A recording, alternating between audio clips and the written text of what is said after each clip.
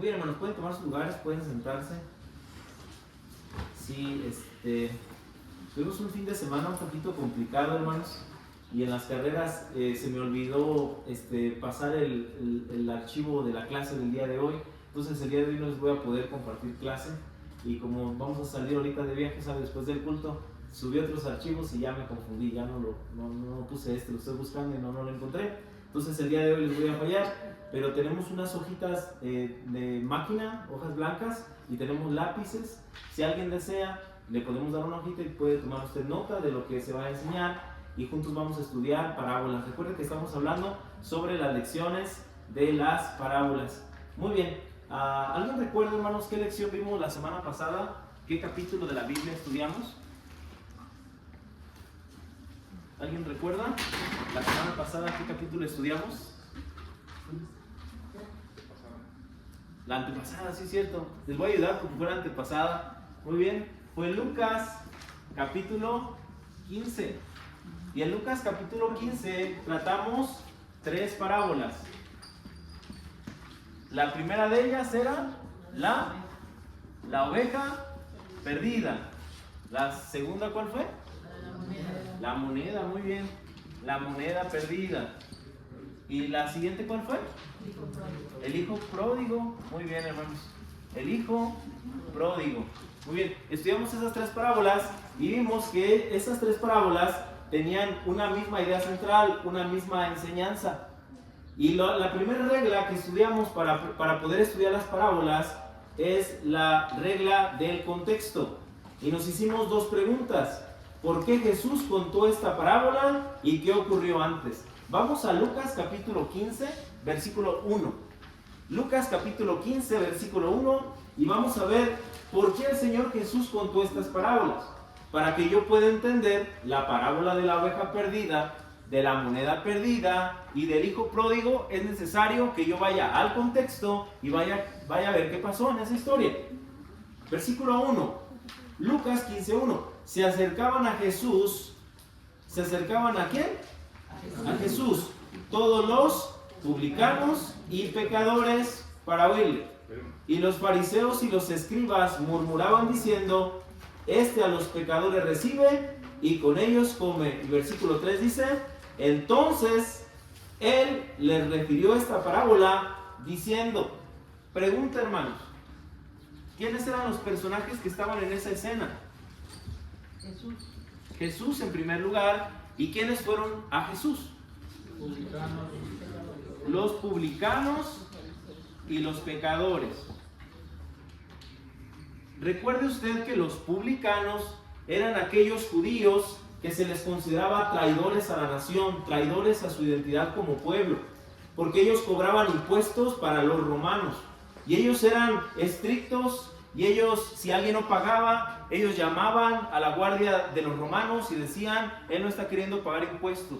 Y algunos judíos tenían que vender sus posesiones, sus terrenos, sus casas, y aún hasta en algunos momentos a ellos mismos, porque no tenían cómo pagar esas deudas tan grandes de impuestos. Entonces, ¿los publicanos eran judíos? Sí, pero la gente los tenía como unos traidores. Entonces la gente los menospreciaba y la gente los aborrecía, no los querían ver los judíos por traidores. Y la otra son los pecadores, y habla de muchas índoles, pero especialmente de pecados que eran escandalosos, o simplemente que no guardaban la ley rigurosamente, como a comparación los fariseos, que ahorita vamos a ver. Entonces, los publicanos y los pecadores ¿vinieron a quién? A Jesús. Vinieron a Jesús. ¿A qué vinieron a Jesús, hermanos? ¿Para qué vinieron con él? Para oírle. Y aquí está la palabra clave. Vinieron para oír. Ellos vinieron a oír al maestro, a Jesús, el nuevo, un maestro reciente, joven, que era un carpintero, que estaba enseñando algo diferente. Y después dice la escritura que vinieron 2 personajes más. ¿Alguien recuerda cuáles son? Los fariseos y los escribas. Los fariseos eran un grupo religioso dentro del grupo del judaísmo. Y ellos practicaban la ley de una manera tan rigurosa que a veces eran más estrictos que Dios. Eran a veces hasta más estrictos que Dios. Dios les había pedido que se lavaran 7 veces las manos antes de comer. Pues realmente no. Pero los rabinos del judaísmo habían dicho eso y ellos lo tomaban como si fuera de parte de Dios. Entonces ellos eran muy estrictos y en su apariencia ellos eran impecables. Dije en su apariencia, porque en su interior había muchas deficiencias espirituales. Recuerde que Jesús les dijo que parecían sepulcros blanqueados, que por fuera se veían muy bien, pero por dentro había huesos de muertos. Entonces estos eran los fariseos. Y los escribas, ¿quiénes eran? Pues ellos eran conocedores de la ley, ellos eran copistas, ellos escribían. Entonces ellos conocían muy bien la palabra y ese conocimiento también los hacía tener esa tendencia de menosprecio para con aquellos que no la conocían y para con aquellos que no eran tan rigurosos como ellos. Entonces dice la escritura que estos también se acercaron a Jesús, estaban en la escena, pero ¿qué estaban haciendo ellos? Murmuraban, se acercaron a murmurar. Entonces el maestro Jesús de Nazaret estaba compartiendo las palabras del reino. Entonces se acercan los publicanos y los pecadores, reconociendo su condición y su necesidad de Dios, se acercan a escuchar a Jesús. Y entonces los fariseos y los escribas, que no se acercaron para escuchar a Jesús, sino que se acercaron para ver qué murmuraban, vieron esa escena y dijeron: si este es un buen maestro de Israel, ¿por qué se junta con los pecadores? ¿Por qué se junta con ellos? ¿Por qué es que permite tener esa relación con los publicanos? Y entonces Jesús, al ver esa escena, dice el versículo 3, entonces Él les refirió esta parábola. Para poder entender la oveja perdida, la moneda y el hijo pródigo, es necesario entender primeramente el contexto. Vimos en la oveja perdida, ¿quién es Dios en esa parábola? ¿Quién es Dios? El pastor es Dios. ¿Y qué hizo Dios en la parábola? ¿Qué hizo el pastor? Buscó las ovejas. ¿Sí? Dice que tenía 100 ovejas, dejó a las 99 por ir a buscar la que se había perdido. ¿Y quién es esa oveja perdida? Somos nosotros, y en este caso está hablando de los publicanos y los pecadores, son esa oveja perdida que yo vine a buscarla. Entonces Jesús les está dando una enseñanza. Es que yo no los veo a ellos por menosprecio, y es que yo no los rechazo a ellos porque yo los vine a buscar, porque ellos me pertenecen y yo los quiero y me preocupan. Entonces se presenta a Dios en la primera parábola como el Dios que busca a la oveja perdida, y esa oveja somos nosotros. Él vino a salvar, a buscar y a salvar lo que se había perdido. Muy bien, en la moneda, hermanos, recuerde que esa mujer había perdido una moneda y estuvo limpiando su casa como nunca la había limpiado en su vida. Y en esa gran limpieza encontró la moneda. ¿Y qué hizo la mujer? Se gozó y mandó a llamar a sus vecinas y mandó a llamar a sus amigas, y entonces les dijo: vengan y gócense conmigo porque ya encontré la moneda que había perdido. ¿Quién era Dios en esa parábola? La mujer era Dios. Y entonces, ¿y qué fue la intervención de Dios en esta parábola? ¿Qué fue lo que hizo Dios aquí? Pero más que enfatizar la búsqueda, enfatizó algo diferente. Él, ya lo habían dicho por ahí, se gozó.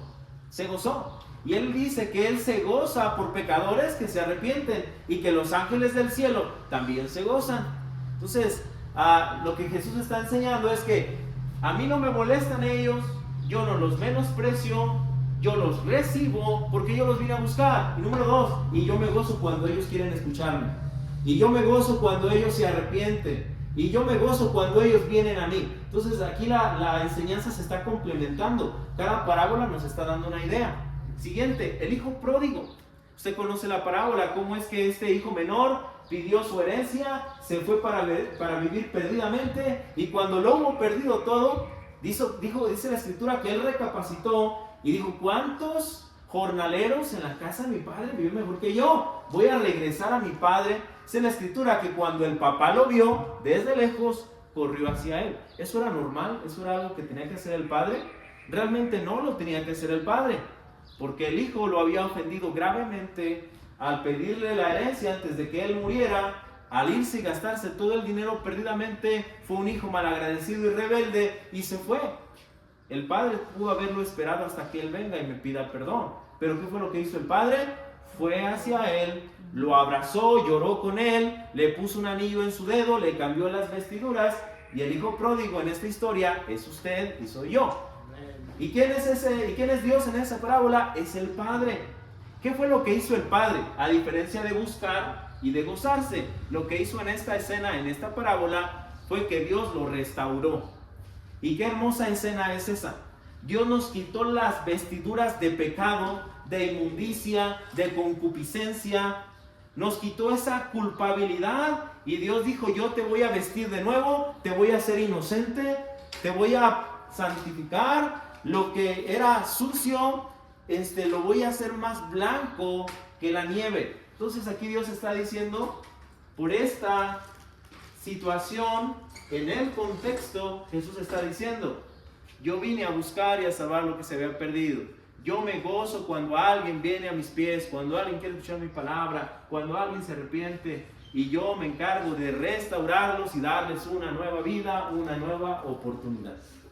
Y qué hermosa enseñanza de las parábolas, ¿verdad, hermanos? Fue un repaso de lo que vimos hace 15 días. ¿Por qué hago este repaso y por qué volvemos a ver el contexto? Porque vamos a continuar en el capítulo 16. Ve al capítulo 16, versículo 1. Y dice la escritura: dijo también a sus discípulos. Hasta ahí nos quedamos. Dijo también a sus discípulos. No es otro tiempo, no es otro contexto, no es otra escena. Termina de decir el Señor estas 3 parábolas y se redirige ahora hacia sus discípulos. Recordemos que estas parábolas se las estaba diciendo al público en general, y hasta una parte fue directamente a los fariseos y a los escribas cuando los comparó al hermano mayor en la parábola del hijo pródigo. Pero en este momento dice que se dirige hacia los discípulos y les va a hablar una nueva parábola. Entonces, número 1, vamos a estudiarla ahí. Si usted tiene una hoja en blanco y va a tomar notas. Número 1, identifique el contexto. Identifique el contexto. Es la regla más importante. Y vamos a ver cuál es el contexto. Bueno, es más, ya vimos parte de ese contexto. Entonces, para poder interpretar ahora el capítulo 16, vamos a tener que recordar el capítulo ¿qué? El capítulo 15. Entonces, ahí usted puede anotarlo con sus propias palabras, cuál es el contexto. ¿Por qué Jesús contó esta parábola? Escríbalo usted con sus propias palabras. ¿Por qué la contó? ¿Por qué va a contar la parábola del capítulo 16? ¿Qué es lo que está pasando? ¿Qué fue lo que ocurrió? Póngale ahí también los personajes que estaban ahí.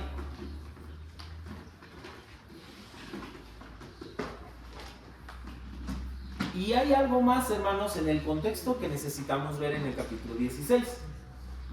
Vamos al capítulo 16, versículo 14.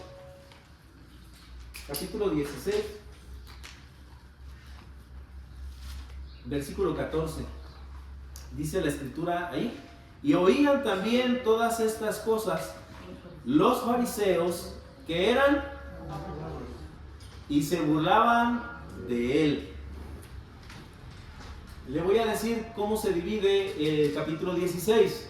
La primera parte del capítulo 16 se va a dividir en la parábola del mayordomo infiel, y lo vamos a estudiar ahorita. Y la segunda parte se va a dividir en la historia del rico y Lázaro. Y a la mitad de las dos narrativas, aquí Jesús está diciendo, el escritor está diciendo: y oían también todas las cosas, ¿quiénes? Los fariseos. Y luego nos da ahí una clave, que eran ¿qué? Ávaros, y se burlaban de él. Muy bien, entonces también podemos poner ahí en el contexto.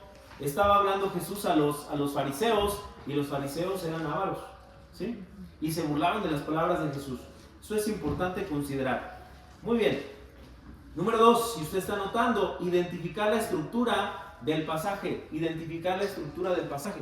Para poder entender una parábola, hermanos, no podemos solamente leer la parábola y ya. Si solamente la leemos, la pura parábola, posiblemente le vamos a dar una interpretación muy distinta a lo que Dios quería.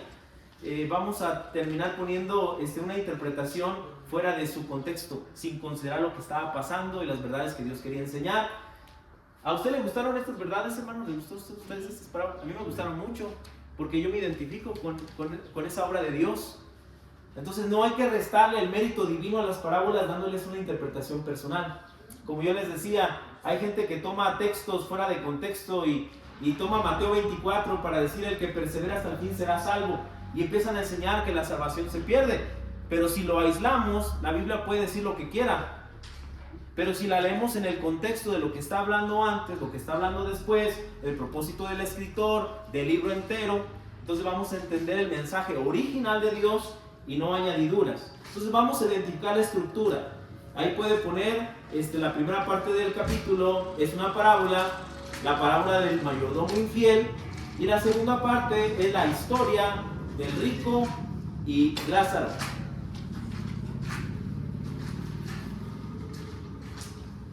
Muy bien, vamos a leer una vez más, hermanos, y yo le voy a animar a que usted preste mucha atención en la lectura que vamos a hacer otra vez, porque voy a ir haciendo preguntas. Nos vamos a ir leyendo detenidamente, examinando el pasaje.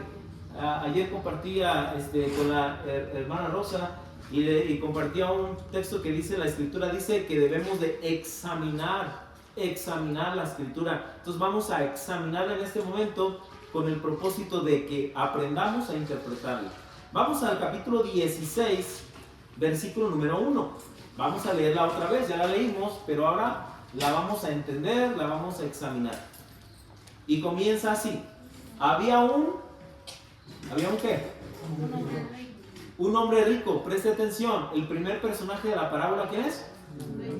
Un hombre rico. No nos dice el nombre porque es una parábola. Las parábolas no dicen nombres porque solamente son ilustraciones. Entonces dice que había un hombre que era rico.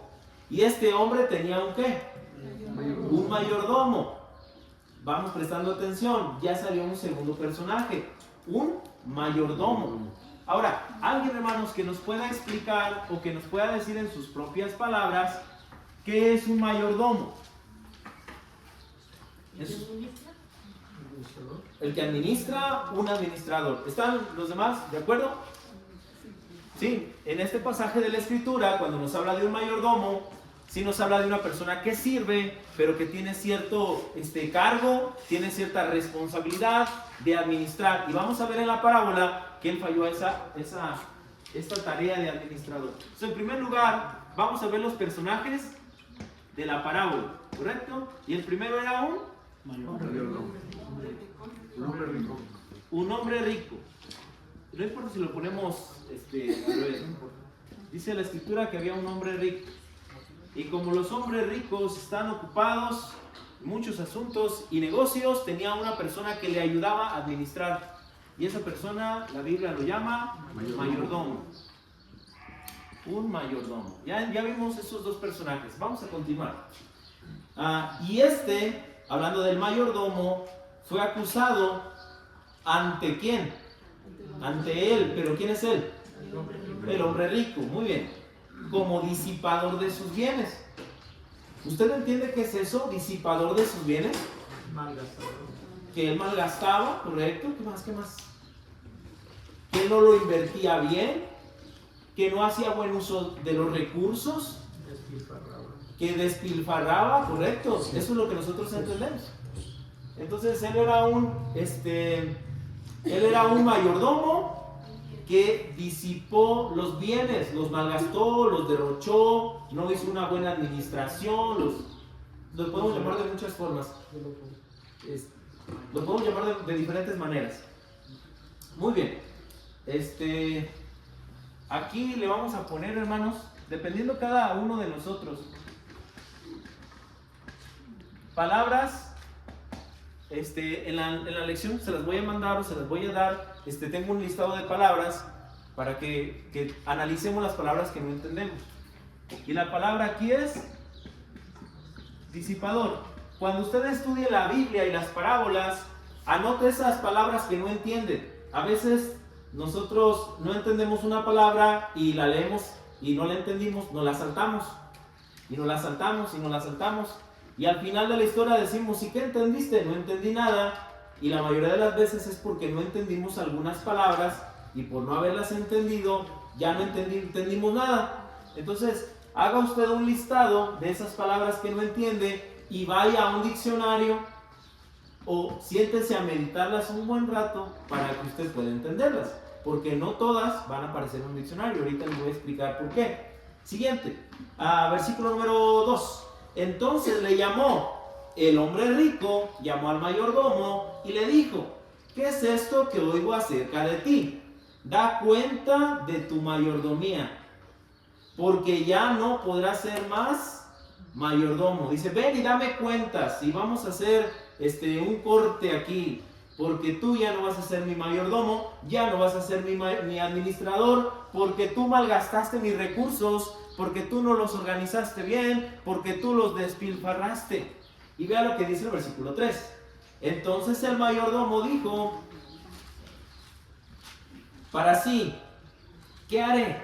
Porque mi amo me quita la mayordomía, me va a quitar el trabajo, y es un buen trabajo, y yo me acostumbré a vivir de lujos. ¿Qué voy a hacer?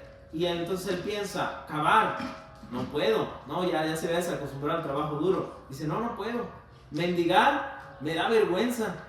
Versículo 4, ya sé lo que haré, para que cuando se me quite de la mayordomía, me reciban en sus casas. Porque nadie me va a querer dar trabajo, ¿verdad? Porque ya saben que yo no administro bien, porque yo derrocho, porque yo malgasto.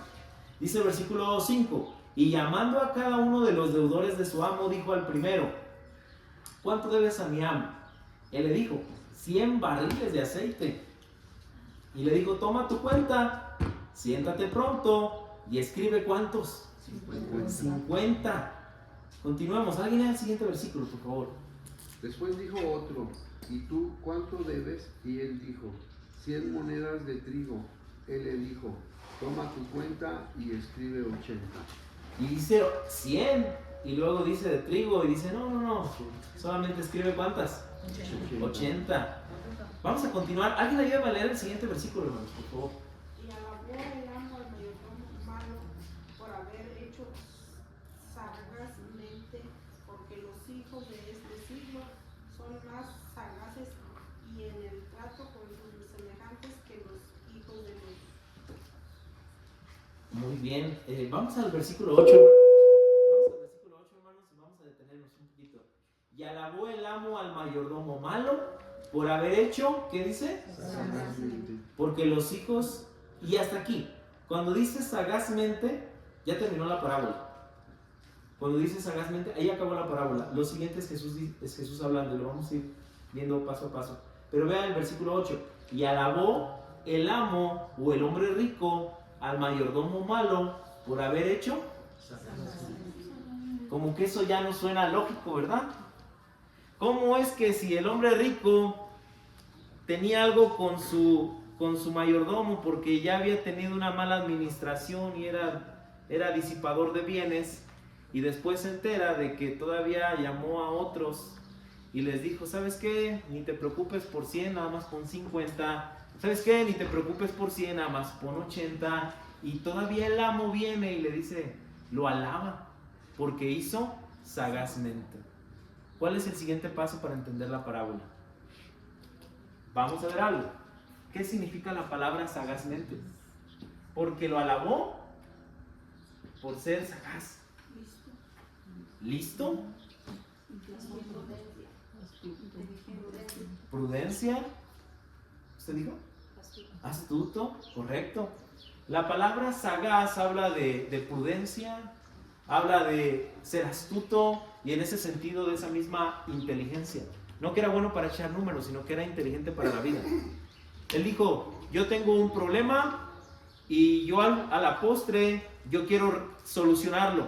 Voy a anticipar ese problema mediante estas soluciones. Y lo previno de una manera astuta, de una manera prudente, de una manera sagaz. O sea, el amo le estaba diciendo: te reconozco que no te quedaste sin hacer nada. Te preveniste de tu crisis y de tus necesidades haciendo de una manera astuta, ¿sí? Ahora, tenemos que entender que ni el mayordomo está siendo un buen cristiano en esta historia, ni tampoco el amo. Y vamos a entenderlo un poquito mejor, ¿sí? Continuemos para poderlo entender. Y vea lo que Jesús dice: porque los hijos de este siglo. ¿Quiénes son los hijos de este siglo? Ahí lo podemos también anotar si no lo entendemos y lo estudiamos. Si usted busca en el diccionario hijos de este siglo, no lo va a encontrar, ¿sí? ¿Quiénes son los hijos de este siglo? Sigamos la lectura. Y dice versículo 8, dice, porque los hijos de este siglo son más sagaces en el trato con sus semejantes que los hijos. Yo creo que aquí ya nos quedó claro, porque nos habla de dos grupos, los hijos de este siglo y los hijos de luz. Entonces, ahora sí dígame usted, ¿quiénes son los hijos de este siglo? Los pecadores, los que no conocen a Dios, los que no tienen a Cristo, y el otro grupo son los hijos de luz. ¿Quiénes son? Los salvos, los que tienen a Dios, los que son seguidores de Dios. ¿Usted está de acuerdo con eso? ¿Sí? Ok. Y no necesitamos tampoco pensar demasiado, hermanos. Los hijos de luz y meternos a una profundidad de investigar algo que no es. Jesús estaba en una reunión y había dos grupos. El grupo de los que querían oírle y el grupo de los que no querían oírle.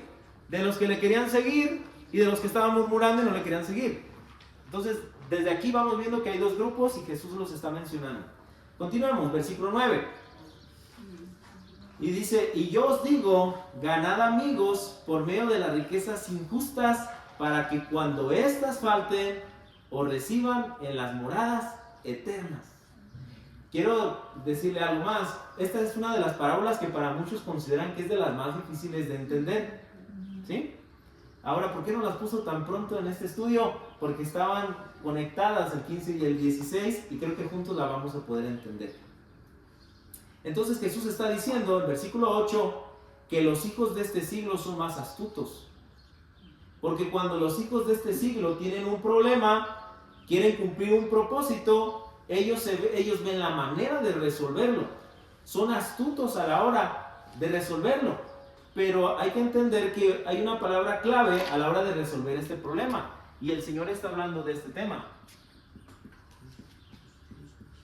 La palabra riquezas. Está diciendo que los hijos de este siglo tienen un propósito y saben hacer buen uso de las riquezas con tal de cumplirlo. Es lo que Jesús está diciendo. Ahora en el versículo 9 dice, y yo os digo, ganad amigos por medio de las riquezas injustas. Pregunta, si Dios es el amo en esta historia, ¿Dios está de acuerdo que seamos deshonestos para ganar riquezas injustas? ¿Dios está de acuerdo que como cristianos tengamos fuentes de ingreso que son injustas o que son indebidas? ¿Que seamos tramposos, mentirosos, estafadores? No, Dios no está diciendo esto. Riquezas injustas, búsquelo en el diccionario y no lo va a encontrar. Porque Jesús está enseñando algo aquí muy específico. Está haciendo una definición de estas riquezas. Ahora, ¿cuál será? Y dice versículo 9, la última parte, para que cuando estas, las riquezas injustas, os falten, las moradas os reciban en las moradas eternas.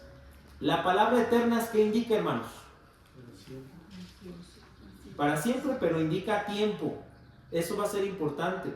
Versículo 10. El que es fiel en lo muy poco, también en lo más es fiel. Y el que en lo muy poco es injusto, también en lo más es injusto. Pues si en las riquezas injustas no fuisteis fieles, ¿quién os confiará lo verdadero? Lo verdadero, versículo 12. Y si en lo ajeno no fuisteis fieles, ¿quién os dará lo que es vuestro? Ninguno puede servir a dos señores, porque aborrecerá al uno y amará al otro, o estimará al uno y menospreciará al otro. No podéis servir a Dios y a las riquezas. Entonces, ¿qué son las riquezas injustas? Las riquezas injustas. ¿Qué son las riquezas injustas? Aquí en el texto. Son las riquezas, podríamos decirlo de esta manera, son los recursos materiales. Son los recursos materiales. Podemos decir los bienes materiales. Podemos decir las riquezas de este mundo. Las riquezas de este mundo. No quiere decir que en este mundo hay riquezas materiales buenas y riquezas materiales malas. Lo que está diciendo el Señor es que las riquezas en este mundo, a comparación de las riquezas eternas, las de este mundo les llama a él injustas. ¿Sí? Y gracias, hermano Javier. Pero no está haciendo un énfasis moral de que esas riquezas son malavidas o que esas riquezas son malas en sí, sino está utilizando un ejemplo de un hombre que utilizó su astucia a través de las riquezas para cumplir sus medios y sus propósitos. Entonces dice que nosotros como cristianos utilicemos las riquezas injustas. Está diciendo, utiliza las riquezas temporales para que tú puedas tener resultados en las moradas ¿qué? Eternas. Cuando se compara las riquezas eternas y las riquezas del cielo, las riquezas de la tierra son riquezas injustas. Y las riquezas injustas también lo podemos llamar como riquezas temporales. Temporales. Son riquezas temporales. Vamos a entender ahora sí el versículo 9. Y dice, y yo os digo, ¿a quiénes? A usted y a mí. Ganen amigos por medio de las riquezas injustas. O sea, por medio de tus riquezas, de tus bienes, de tus recursos, que son temporales y son pasajeros y se van a acabar y no van a durar para siempre. Úsalos, y dice después, para que cuando las riquezas te falten, te reciban en las moradas ¿qué? En las moradas eternas. Usa los bienes temporales, usa tus recursos materiales aquí en la tierra, que son vanos y son pasajeros, para que puedan tener resultados ¿en dónde? En el cielo. ¿Sí? Si hay una duda, hermanos, usted me puede preguntar. Bueno, vamos a hacer un pequeño breve repaso y análisis de lo que Jesús está enseñando. Está diciendo, los pecadores y los publicanos vienen a mí, y en mí ellos encuentran gracia, encuentran perdón, encuentran restauración. Siguiente parábola les dice, ahora yo espero de ellos, aquellos que yo busqué, aquellos de los cuales yo me gocé, aquellos que yo restauré. Yo deseo que ellos inviertan lo que tienen en esta tierra con tal de tener un resultado eterno, porque todo esto es temporal. ¿Por qué Jesús estaba enseñando esta parábola? Recuerden el capítulo 16, versículo 14, los fariseos eran ¿qué? Eran ávaros. Entonces, en el contexto del dinero, él dice, los fariseos y gente que no me conoce van a vivir para sus propias riquezas, para cumplir sus propios fines y sus propios propósitos. El cristiano, ¿qué va a hacer con el dinero? El cristiano va a servir a Dios y va a servir a otros con tal de cumplir los propósitos de Dios. El mayordomo solamente es un ¿qué? ¿De quiénes son las riquezas? De Dios. Usted es un mayordomo de Dios, un administrador de Dios. ¿De quiénes son las riquezas que usted tiene? Todo lo que usted tiene es de Dios. Su vida, su cuerpo, sus dones, sus talentos, sus conocimientos, sus habilidades, sus recursos, todo lo que usted tiene de Dios, porque dice que toda buena dádiva y todo don perfecto desciende ¿de dónde? Del Padre de las luces. Y dice Jesús, y también dijo Dios en los Salmos, mía es la tierra y su ¿qué? Entonces, cuando yo entiendo que Dios es dueño de todo y que yo solamente soy un administrador, Dios está diciendo, utiliza los recursos que yo te di para ganar amigos, para bendecir a otros, y te vas a dar cuenta que eso va a tener resultado ¿en dónde? En las moradas ¿qué? Eternas. El tiempo que estás aquí en la tierra, te vas a encargar de administrar lo que yo te doy, y lo que yo te doy es para mis propósitos, para mis fines, y claro que también para nosotros, pero dice, no se te olvide que tus propósitos son eternos, y cuando tú ya no las tengas, cuando tú ya no estés aquí, y cuando tú te presentes delante de Dios, te vas a dar cuenta que los resultados de tus inversiones están en lo eterno. ¿Sí? ¿Quedó más claro, hermanos? Lo que Jesús está enseñando. Ahora, no dice que ganando a amigos, que nosotros vamos a ganarlos para Cristo. Está diciendo, invierte tus recursos en la salvación. Aquí va el punto. Este es el punto. No está diciendo que ganemos para Cristo a los amigos. No está diciendo que invirtamos dinero para que los amigos vengan a Cristo. Eso no está diciendo. Eso lo vamos a ver al final de la clase. Lo que está diciendo es que debemos de invertir nuestros recursos ¿en quién? En otros. Y debemos de invertir nuestros recursos en Dios, porque Él es el dueño de todo. Y eso tendrá repercusión eterna en las moradas eternas. No quiere decir que nos van a estar esperando ellos allá en el cielo, sino quiere decir que eso tiene resultado eterno allá en los cielos. Versículo 10. El que es fiel en lo muy poco, también en lo más es. Y eso ya es una exhortación y ya lo entendemos. Si Dios es el dueño, si Dios es el amo, si Dios es el rico y yo soy el administrador, si Dios me dio poco y yo soy fiel en ello, Dios se va a encargar de darme más para que yo sea fiel en más. ¿Sí? Eso lo entendemos. Continuamos, versículo 10. Y el que en lo muy poco es injusto o infiel, también en lo más es injusto. Entonces es un llamado a nosotros que seamos buenos administradores de los recursos de Dios. Versículo 11. Pues si en las riquezas injustas no fuisteis fieles, ¿quién nos confiará? ¿Qué dice? Lo verdadero. ¿A usted les suena de que hay riquezas buenas y riquezas malas moralmente? No. Está diciendo, si no son fieles en las riquezas que se ven, en las riquezas que son terrenales, en las riquezas que son temporales, en las riquezas que tienen que ver con los recursos, tampoco van a poder, ¿cómo dice el texto? Versículo 10, perdón, el 11.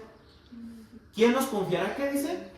Lo verdadero. ¿Qué es lo verdadero? ¿Un dinero más valioso? ¿Un dinero más bueno? ¿Mejores carros? No. Bendición espiritual.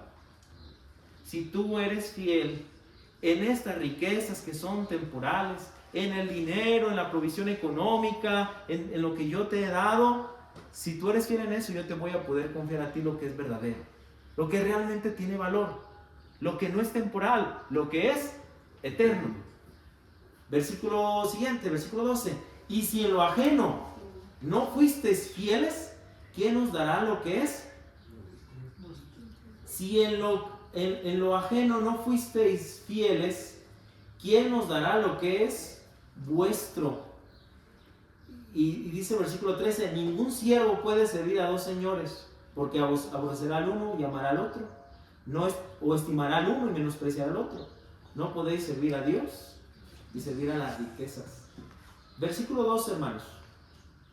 Y si en lo ajeno no fuisteis fieles, ¿quién os dará lo que es vuestro? Recuerde que ¿qué es lo ajeno? Es los recursos que Dios nos ha dado. Y dice la pregunta, ¿y quién nos dará lo que es vuestro? Si nosotros no fuimos fieles en lo que Dios nos da, ¿quién os dará lo que es vuestro? ¿Qué recompensa podría tener? ¿Qué recompensa podríamos tener si nosotros no fuimos fieles en lo que Dios nos encargó? ¿Qué recompensa habría en eso? Versículo 13, ningún siervo puede servir a dos señores. Aborrecer al uno y amar al otro, o estimar al uno y menospreciar al otro. No podéis servir a Dios y a las riquezas. Entonces, como cristianos, el llamado está, no debes de servir a las riquezas para generar más riquezas, para este mundo temporal, para cumplir tus propios fines materiales o terrenales. Tienes que vivir para servir a Dios, y un medio con el cual tú vas a poder servir a Dios es ¿con qué? Con tus riquezas o con tus bienes materiales o con lo que Dios a ti te ha dado. Y aquí está hablando específicamente de las riquezas, que aplica a, como yo decía, dones espirituales, aplica a talentos, claro, aplica a todo lo que Dios nos ha dado, pero específicamente el texto está hablando del dinero, de las riquezas. Ahora, poniéndolo al cristiano de hoy en día, nosotros como cristianos tenemos que tener un propósito. ¿Y el propósito cuál debe ser? El propósito debe ser del cielo, debe ser de Dios. ¿Qué es lo que Dios quiere para mi vida? ¿Qué es lo que Dios me ha revelado a mí en su palabra que quiere para mí? Que quiere para la iglesia, que quiere para el creyente. Y yo tengo que trabajar para cumplir ese propósito. Y en ocasiones ese medio de trabajo, ¿qué van a hacer? Mis recursos. Porque Dios nos ha capacitado y nos ha dotado de todo lo que necesitamos para cumplir con los propósitos que Él tiene. Pero cuando el cristiano dice, pues yo tengo recursos que Dios me dio, pero no los voy a utilizar para los fines de Dios, sino los voy a utilizar para mis propios propósitos, entonces Dios dice que es un cristiano que en lugar de servir a Dios, sirve a las ¿qué? Riqueza. Y en lugar de amar a Dios, lo aborrece. Y en lugar de estimarlo, lo menosprecia. Menosprecia el plan, menosprecia el propósito, menosprecia las riquezas que Dios le dio. ¿Sí? ¿Hasta aquí todo bien? Amén. Versículo 14, y termina diciendo, y oían también todas estas cosas los fariseos que eran ávaros y se burlaban de él. Muy bien, ya entendimos, hermanos, lo que es la estructura del pasaje. Ya lo vimos detalladamente. Ahora, alguien dígame, hermanos, en sus propias palabras, ¿cuál es la idea de esta parábola? ¿Por qué Dios la dio? ¿Cuál es la idea o el pensamiento central? El propósito, el núcleo, el corazón de esta parábola. En sus propias palabras, alguien que me lo pueda dar.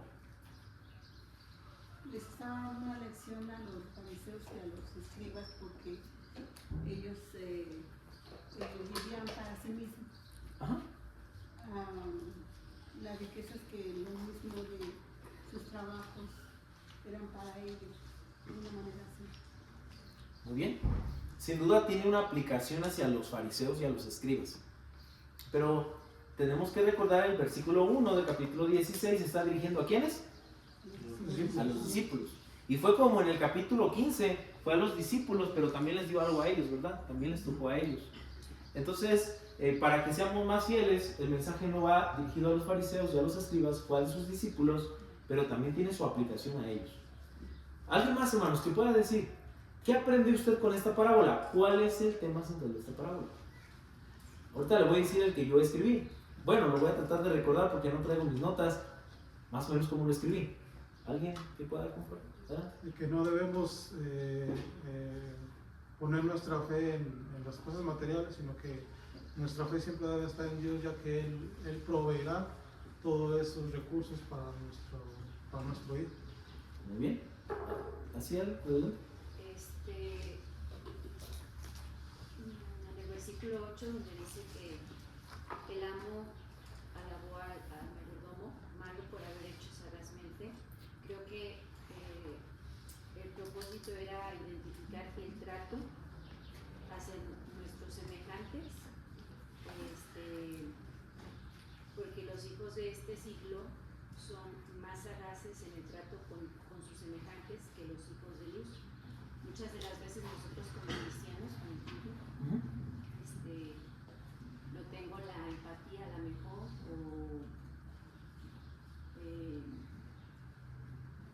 pues sí, principalmente la empatía, la solidaridad,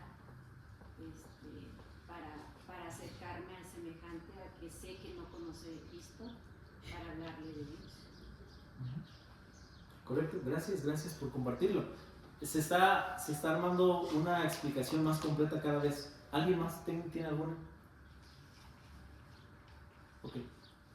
Vamos a considerar el contexto. Yo diría, hermanos, que la idea central de este pasaje es que la voluntad de Dios es que el creyente sirva a otros y sirva a Dios a través de sus recursos, y esto le proveerá al creyente recompensas eternas. Servir a Dios con sus recursos y servir a otros con sus recursos le otorgará recompensas eternas, porque el fin no solamente era servir a Dios con los recursos, el fin también era a los quienes, a los amigos, a los semejantes.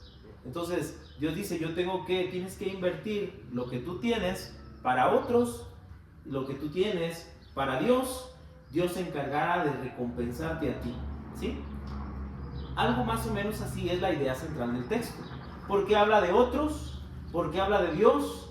¿Por qué habla de recursos que son temporales? Y habla de recompensas que son ¿qué?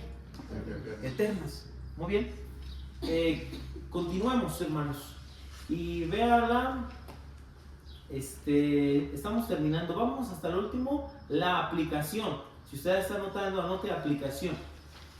¿Cuál es la enseñanza espiritual para mi vida?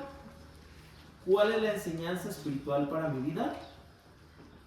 La hermana ya nos dio una. A veces no somos empáticos y solidarios para comunicar a Cristo con otros. Eso es una aplicación del texto. Lo podemos aplicar. Yo escribí, escribí que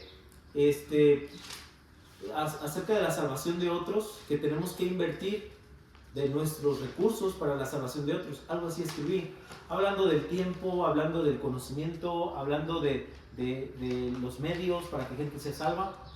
También podemos ver una aplicación aquí, cómo yo voy a invertir mis recursos para otros y mis recursos para Dios, apoyando la obra misionera.